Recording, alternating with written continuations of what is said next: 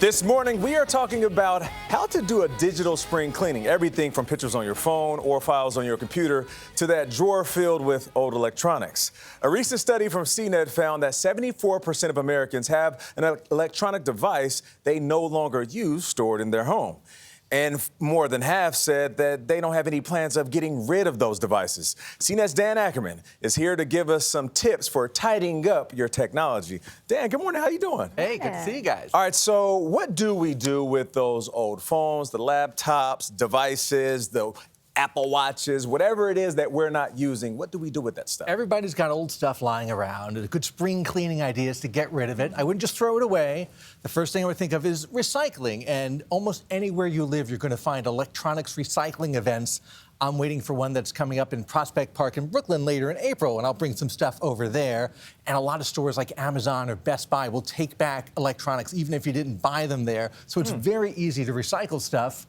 If I got to do that, I would then resell or give it away. Just find a second home for it. So what services do you recommend for those? I know you mentioned a couple, but what services do you recommend for that? For reselling, you really got to do a lot of comparison shopping. There's places like Back Market, you see them advertise all the time, and Declutter. And Apple and Amazon and Best Buy will take things in and give you store credit or cash. And what I find is, depending on the supply and demand for a particular product, maybe there's something new coming out, so everyone's trying to get rid of the old ones. The prices are going to change a lot. So check, daily. And also, you'll probably get more in trading credit than you will in cash. And if you're going to buy something new, I guess that's okay. Yeah.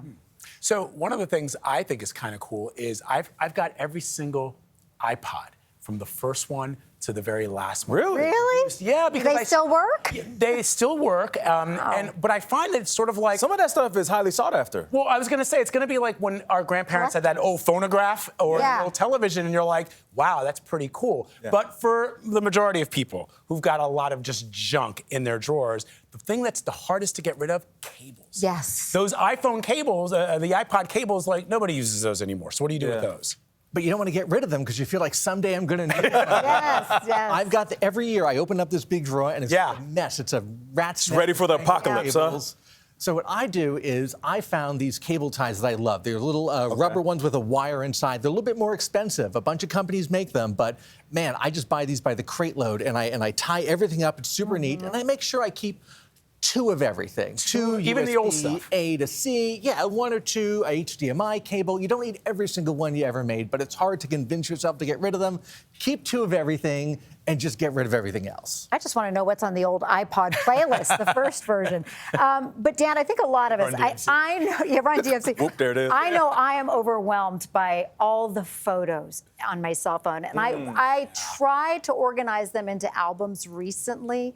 But it's hard to do that going back like to 13,000 photos. So how do we do that? Where do we start? It's almost like your phone is like that big shoebox and it's got all the pictures in it all stacked up and you want to organize them. The good thing is, one of the things AI is actually really good at is helping you organize your pictures. And Google Photos, if you have a Google device or Windows laptop, or the Apple Photos app on your MacBook or on your phone, it's really good at recognizing faces, at recognizing objects, and making automatic folders and categories for you. Like I went in and I searched for I just put in coffee and showed me every picture of a coffee cup I had ever taken. Wow. I just selected those, hit make a new folder from this, and now those are all organized. So now I have my shoebox, but the photos are in better stacks now. So that's one of the great AI things, this object recognition, and that's really going to help you keep those photos in the cloud? Because yes, I like organizing photos, but when you're at the bar and somebody's like, oh, send me that picture from like 2000, you're like, it's downloading. It's downloading.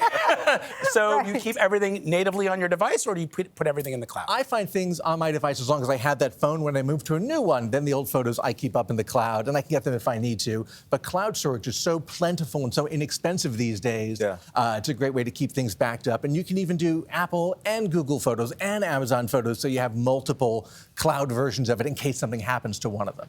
All right, during a commercial break, I got to ask you about subscriptions, because I think a lot of us got subscriptions that we should cancel. Oh, yeah. Right. Dan Ackerman, thank you so much. We appreciate you. We'll be right back.